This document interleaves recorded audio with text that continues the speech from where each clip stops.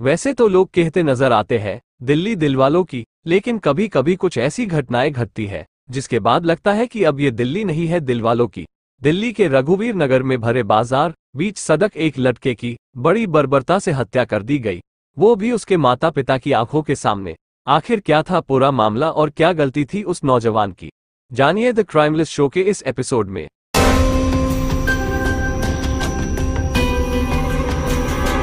यशपाल सक्सेना अपनी पत्नी कमलेश के साथ दिल्ली के रघुवीर नगर में रहते थे। यहीं से थोड़ी दूरी पर अकबर अली अपनी बीवी शहनाज के साथ रहते थे।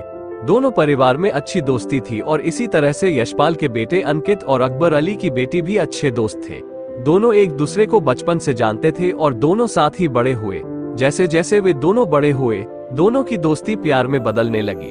अब अंकित एक फोटोग्राफर बन गया था और सेटल होकर अपनी बचपन की दोस्त से शादी करना चाहता था।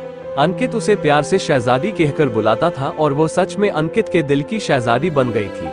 वो भी अब अंकित के बिना नहीं रहना चाहती थी और उसी से शादी करने का इरादा बना चुकी थी। अंकित ने पहले ही अपने पिता को बता दिया था कि शादी आप ही करा देना, लेकिन लड़की मेरे पसंद की होगी। इस पर यशपाल जी ने भी उसे सहमति दे दी, लेकिन शहजादी अपने घर वालों से डरती थी पता चलने पर वे लोग किस तरह का रिएक्शन देंगे। और फिर एक दिन जिसका डर था वही हुआ। अकबर अली को दोनों के रिलेशनशिप के बारे में पता चल गया। शहजादी के परिवार ने उसे अंकित से रिश्ता तोड़ने को कहा और तब उसने अपने परिवार से कहा कि वो अंकित से दूरी बनाए रखेगी। इसके बाद अकबर अली अपने परिवार समेत कहीं दूसरी जगह रहने चले गए, लेकिन उस घटना के बाद भी दोनों में बातचीत चलती रही। 1 फरवरी 2018 की शाम शहजादी के पिता और छोटा भाई टीवी पर क्रिकेट मैच देख रहे थे। तभी उसके भाई को शहजादी के मोबाइल में अंकित का मैसेज दिख जाता है। ये बात वो अपने पिता को बता देता है।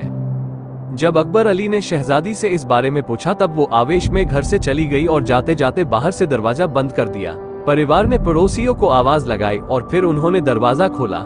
शहजादी के परिवार पर अब खून सवार था। उन्हें लग रहा था कि वे दोनों घर छोड़कर भाग जाएंगे और अब अकबर अली अपनी पत्नी शहनाज, उसके भाई मोहम्मद सलीम और शहजादी के छोटे भाई को लेकर अंकित के घर की ओर चले गए। उन्होंने पहले से साजिश रची। रात के करीब 8 बज रहे थे। उस वक्त अंकित अपने घर के पास कार में बैठा था। इतने में शहनाज हेलमेट पहनकर स्कूटी से आती है और जानबूझकर अंकित की कार को टक्कर मारती है। हेलमेट की वजह से अंकित को उसका चेहरा नहीं दिखता और वो उसकी मदद करने कार से बाहर निकलता है। इतने में अकबर अली, सलीम और शहजादी के 15 साल के भाई ने पीछे से आकर उस पर हमला कर दिया।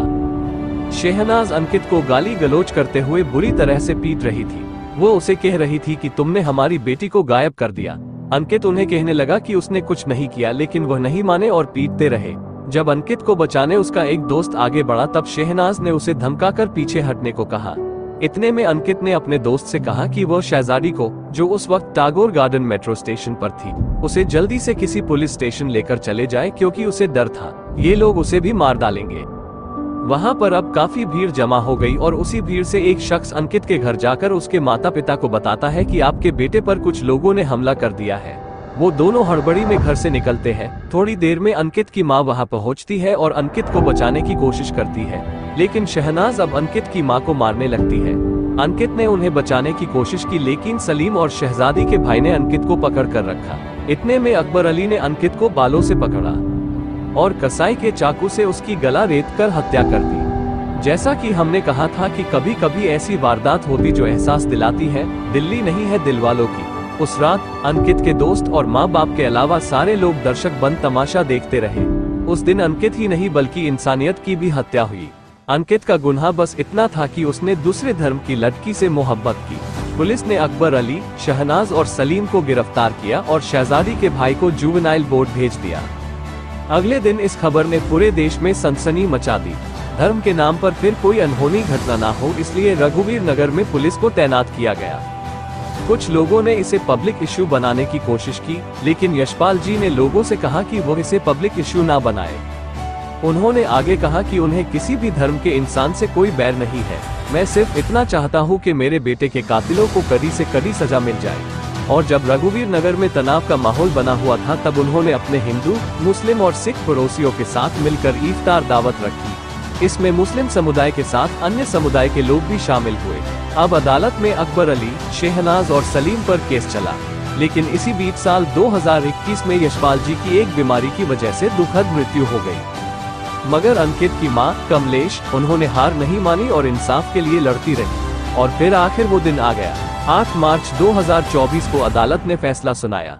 अदालत ने कहा कि तीनों का कोई क्रिमिनल बैकग्राउंड नहीं है और न ही यह केस रेयरेस्ट ऑफ रेयर की कैटेगरी में आता है। इसलिए अदालत ने उन तीनों को उम्र कैद की सजा सुनाई। लेकिन क्या ये काफी था? अंकित की मां इस फैसले से नाखुश थी और उन्होंने कहा कि अब वे हाई कोर्ट में जाकर अपील करेंगी और तीनों को फांसी की सजा दिलवा कर रहेंगी। इस वारदात ने दोनों परिवार की खुशियां छीन ली। जहां एक तरफ अंकित और यशपाल जी ने कमलेश का साथ छोड़ा, तो वहीं दूसरी तरफ पूरा परिवार अब जेल में जाने की वजह से शहजादी अकेली हो गई। अब उसे ना तो अपने परिवार का साथ मिल पाएगा और ना ही अंकित का। अंकित ने अपने दोस्तों के साथ मिलकर आवारा बॉयज नाम का एक YouTube चैनल बनाया था। उसके दोस्तों का कहना था कि उसे एक्टिंग का काफी शौक था और हमेशा उनसे कहता था कि उसे एक दिन टीवी पर आना है, लेकिन इस तरह से आएगा किसी ने सपने में भी सोचा ना था। धर्म, मजहब, जात पात के आधार पर समाज में झूठी प्रतिष्ठा के नाम पर दो प्यार करने वालों को जुदा कर देना क्या सही है? आपको क्या लगता है? वीडियो अच्छी लगी तो लाइक, शेयर करें और ऐसी ही ट्रू क्राइम स्टोरीज जानने के लिए चैनल को सब्सक्राइब करें।